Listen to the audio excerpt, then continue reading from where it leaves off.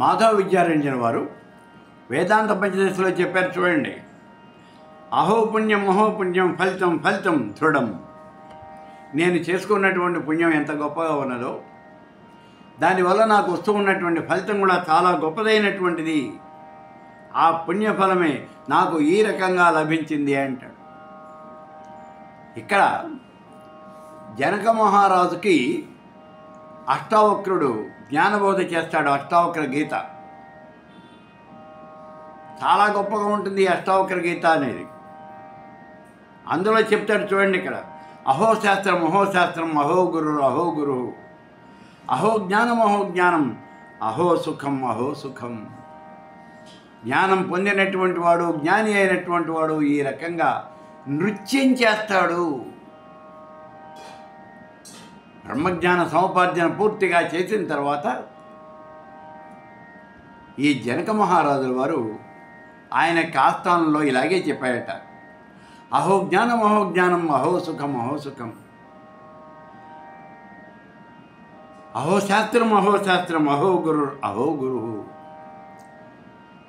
నేను చదువుకున్నటువంటి శాస్త్రం గొప్పది, నాకు దొరికినటువంటి గురువు చాలా గొప్పవాడు, నేను పొందినటువంటి జ్ఞానం చాలా గొప్పదైనటువంటి జ్ఞానం, నేను ఇప్పుడు పొందుతూ ఉన్నటువంటి ఆనందం ఉందే ఈ సుఖం, ఇది ఇంకా గొప్పదైనటువంటి సుఖము అని చెప్తాడు. ఇలా ఆ జ్ఞాని అయినటువంటి వాడు జ్ఞాన సముపార్జన చేసినప్పుడు అతడికి దేశకాల మాన పరిస్థితులు ఏమీ కూడా గుర్తుండవు. దీనికే ఒక చిన్న ఉదాహరణ చెప్తాడు మన రామకృష్ణ పరమహంస. కలకత్తాలో ఒక పెద్ద హోటల్, 5 స్టార్ హోటల్. ఆ హోటల్లో ఒక సన్యాసి వాడు దిగాడు. ఆయనకి ఆత్మజ్ఞానం అంటే బ్రహ్మను గురించినటువంటి జ్ఞానం ఉన్నది కానీ పూర్తిగా కలగల. ఆ హోటల్లో బస చేశాడు ఆయన. ఆ రోజు సాయంత్రం ఉన్నట్టుండి ఆకాశం అంతా కూడా మేఘావృతం అయిపోయింది. బాగా మేఘావృతం అయిపోయింది. నల్లటి కారుమబ్బులు పట్టేసినాయి. ఉరుములు మెరుపులు చాలా భయంకరంగా వస్తూ ఉన్నాయి. ఇప్పుడో ఇంకసేపట్లోనూ బ్రహ్మాండమైనటువంటి వర్షం కురుస్తుంది. ఇది పరిస్థితి. అటువంటి సమయంలో ఒక్క ఉరుము ఉరిమింది, బ్రహ్మాండమైనటువంటి మెరుపు మెరిసింది, భూనభోంతరాళాలు దద్దరిల్లిపోయేట్టుగా ఉరిమింది. ఆ సమయంలో ఆ హోటల్ యొక్క గదిలో కూర్చొని ఉన్నటువంటి ఆ సన్యాసి వాడు బయటకు వచ్చేసాడు. బయటకు వచ్చి 2 చేతులు ఎత్తిపట్టి ఆయన నాట్యం చేస్తూ ఉంటాడు. నాట్యం చేస్తూ ఉన్నాడు. నాకు పరబ్రహ్మ స్వరూపం కనిపించింది, నాకు బ్రహ్మజ్ఞానం కలిగింది, అహో సుఖం అహో సుఖం అని ఆయన డ్యాన్సులు చేస్తూ ఉంటాడు. ఏం కనిపించిందండి? మనకేం కనిపించలేదుగా. ఒక పెద్ద మెరుపు వచ్చింది, ఆ తర్వాత ఒక పెద్ద ఉరుము వచ్చింది, అంతే కదా. కానీ అతనికి అందులో ఆ పరబ్రహ్మ స్వరూపం అనేది కనిపించింది. బ్రహ్మజ్ఞానము అనేది పూర్తిగా అవగతమైంది. జ్ఞాని యొక్క భావన అనేది ఇలాగే ఉంటుంది. ఎప్పుడు అతడికి ఈ జ్ఞాన భావన కలుగుతుందో మనం చెప్పలేము, మనకేం తెలియదు. శాంతించినటువంటి ఇంద్రియాలతో ఏ రకమైనటువంటి కోరికలు కూడా లేకుండా తృప్తిగా నిత్యము ఏకాంతాన్ని అనుభవించేటటువంటి వాడికి యోగాభ్యాస ఫలం, జ్ఞానాధ్యయనం చేసినటువంటి ఫలితము ఈ 2 కూడా దక్కుతాయి. ఈ 2 కూడా అంటే జ్ఞానము యోగము ఈ 2 కూడా, ఈ రెండింటి ఫలితము కూడా అతనికి వస్తుంది. ఎప్పుడు?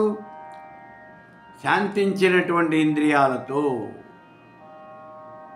ఏ రకమైనటువంటి కోరికలు అతనికి ఉండవు. ఇందాక మనం చెప్పుకున్నాం, అతను పూర్ణకాముడు, ఆప్తకాముడు, నిష్కాముడు అని.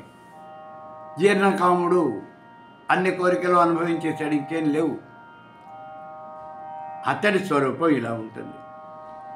కాబట్టి ఈ జ్ఞాని యొక్క స్వరూపము, జ్ఞాని అనేటటువంటి వాడు సామాన్యమైనటువంటి వాడు కాదు.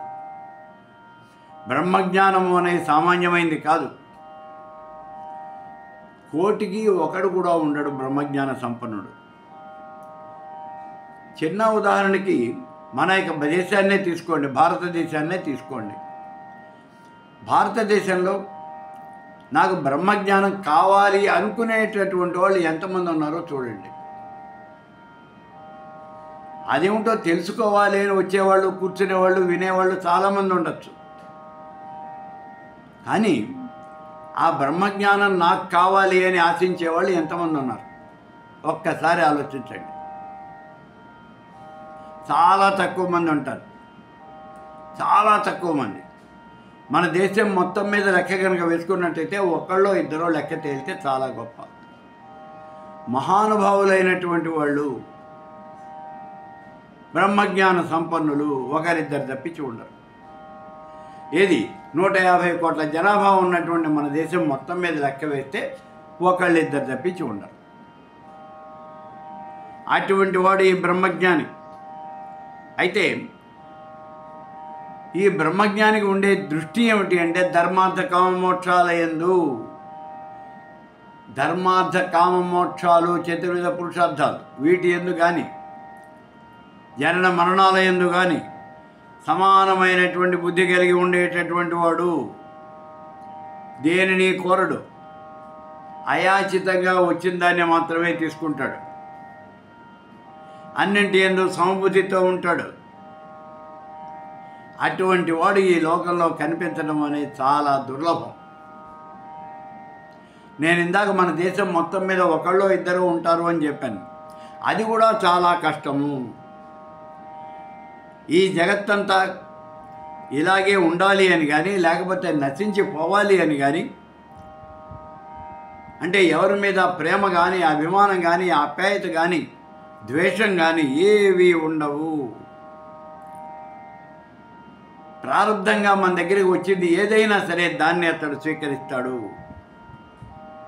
జ్ఞాని దృష్టిలో దృశ్యమానమైనటువంటి ఈ జగత్తంతా కూడా ఇది యథార్థం కాదు, ఇది కేవలము భావన మాత్రము. నీ మనస్సు చేత నువ్వు ఈ జగత్తు ఇలా ఉన్నది అని భావన చేస్తున్నావు. నువ్వు భావన చేస్తున్నావు కాబట్టి ఈ జగత్తంతా ఇలా కనిపిస్తోంది. అదే జ్ఞాని అయినటువంటి వాడు ఈ దృశ్యమానమైనటువంటి జగత్తంతా లేదు అని భావన చేస్తున్నాడు. అతనికి ఏమీ లేనట్టుగానే కనిపిస్తుంది. యద్భావం తద్భవతి. నువ్వు ఏదనుకుంటే అదే జరుగుతుంది. ఇక్కడ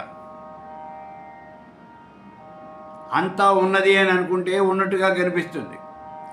ఏమీ లేదు, సర్వం మిథ్య, జగన్మిథ్య అని కనుక అనుకున్నట్లయితే ఈ చరాచర జగత్తంతా మిథ్యే.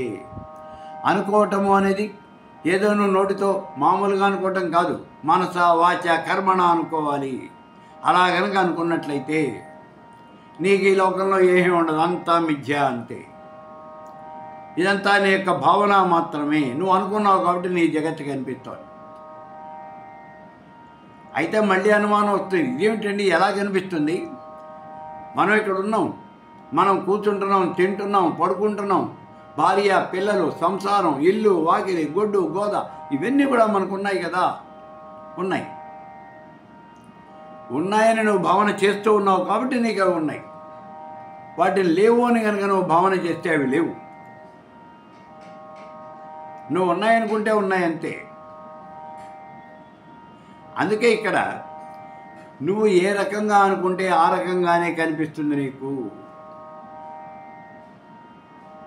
జ్ఞాని అయినటువంటి వాడు ఇవి ఏవి కూడా లేవు అని భావన చేస్తాడు. ఈ జగత్తంతా లేదు, ఇదంతా కూడా మిథ్య, కేవలము భావన మాత్రంగా వచ్చినటువంటిదే అంతే.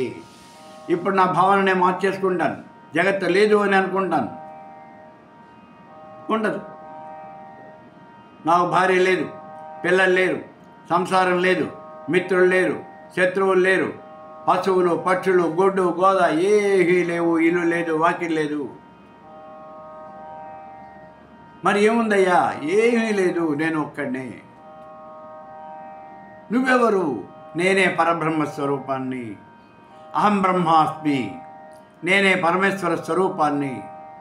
ఈ జగత్తంతా నా నుంచే ఆవిర్భవిస్తూ ఉన్నది, మళ్ళీ నాలోనే లీనమైపోతూ ఉన్నది. ఇలా భావన చేసేటటువంటి వాడు, అతడు బ్రహ్మజ్ఞానం పొందినటువంటి వాడు. ఇలా బ్రహ్మజ్ఞానం పొందినటువంటి ఈ యోగి, ఈ మహానుభావుడు సర్వకాల సర్వావస్థలయందు ఏ రకమైనటువంటి కోరికలు లేకుండా, వాసనలు అనేవి లేనటువంటి వాడై, నిత్య తృప్తుడై, పరమమైనటువంటి శాంతంగా స్వరూపస్థితిలో ఉంటాడు. స్వరూపస్థితిలో ఉంటాడు. స్వరూపస్థితి ఏమిటి ఇతనికి? ఇతని యొక్క అసలైన రూపము, అది స్వరూపస్థితి. ఈ జీవి యొక్క అసలైన స్వరూపం ఏమిటి అంటే అదే పరమాత్మ. సృష్టి చేసినప్పుడు ఆ పరమాత్మ యొక్క అంశ బ్రహ్మానందం గుండా ఈ శరీరంలో ప్రవేశించింది అని చెప్పుకున్నాం మనం. అదే జీవాత్మ అనబడుతూ ఉన్నది. కాబట్టి జీవాత్మ అంటే ఎవరు? పరమాత్మ యొక్క అంశ. జ్ఞాని అయినటువంటి వాడు మనకి మళ్ళీనే చూస్తూ ఉంటాడు, మనకి మళ్ళీనే తింటూ ఉంటాడు, మనకి మళ్ళీనే తాగుతూ ఉంటాడు, ఇతర కార్యక్రమాలు చేస్తూ ఉన్నప్పటికీ కూడా అతడు ఏమీ చెయ్యడు. చేయడు అంటే అన్నీ చేస్తున్నాడు కదండి. చేయడు అంటే ఏమిటి? దేని మీద అతని యొక్క మనస్సు అనేది లగ్నం కాదు. మనకు ఉదాహరణ కృష్ణ పరమాత్ముడే, శ్రీకృష్ణుడు.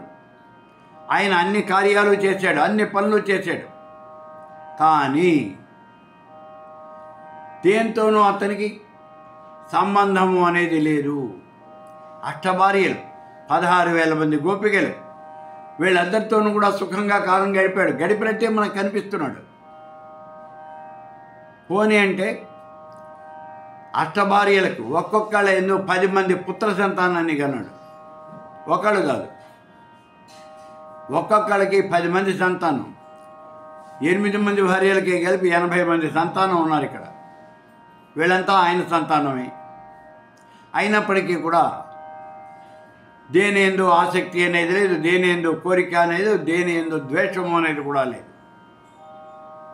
అందుకే శ్రీకృష్ణ పరమాత్ముడు చాలా గొప్ప యోగి అని మనం చెప్పుకోవడం జరుగుతుంది. ఇతడు ఏమాత్రము ఈ క్రోధము, మోహము అనేవి లేకుండా నిశ్చలంగా స్వతంత్రంగా జీవిస్తూ ఉంటాడు. నిత్య ముక్తుడై జీవిస్తూ ఉంటాడు. జీవన్ముక్తుడైనటువంటి జ్ఞాని ఎవరిని ఏ రకంగానూ ఎప్పుడూ కూడా నిందించడు. పోనీ స్తుతిస్తాడా? అది చేయడు. అంటే ఎవరిని నింద కానీ స్తుతి కానీ ఇటువంటి పనులు చేయడు. ఇతడి సంతోషం ఉండదు, దుఃఖం ఉండదు. అతడు ఎవరికి ఏమీ ఇవ్వడు, ఎవరి దగ్గర నుంచి ఏమీ తీసుకోడు. మరి ఏం చేస్తుంటాడు? విషయముల యొక్క అనుభవాన్ని నుంచి దూరంగా ఉంటాడు, దేన్ని పట్టించుకోడు. ఇక్కడ విచిత్రం ఏమిటి అంటే, అనురాగవతి అయినటువంటి స్త్రీని చూసినా, లేదు మృత్యువును చూసినప్పటికీ కూడా సమానంగానే భావన చేస్తాడు. ఇతడు సర్వత్రా ఆత్మనే చూస్తూ ఉంటాడు.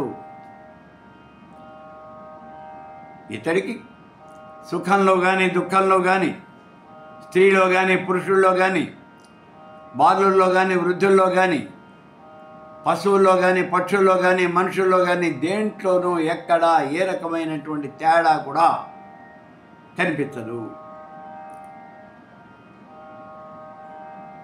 తన పక్క నుంచి వెళుతూ ఉన్నటువంటి దుర్మార్గమైనటువంటి ఒక విషపు జంతువు, దాన్ని కూడా తనతో సమానంగానే చూస్తాడు.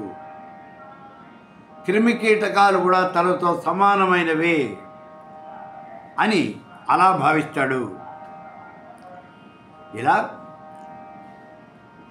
ఈ ముముక్షువుకి, ఈ జ్ఞానికి సంసార బంధాల నుంచి విడిపోతాడు ఈయన. అతడికి కరుణ కానీ, హింస కానీ, ద్వేషం కానీ, దీనత్వం కానీ ఏవి ఉండవు. ఈ దేహం మీద కానీ, ఇంద్రియాల మీద కానీ, విషయాల మీద కానీ ఏ రకమైనటువంటి కోరికలు లేవు. ఆ కోరికలు ఉండవు. అసలు ఉన్నవాడు జ్ఞాని కాడు. ఒకవేళ ఉంటేనండి అతడు జ్ఞాని కాడు, అంతే. కాబట్టి ఇవి లేకుండా ఉంటాడు.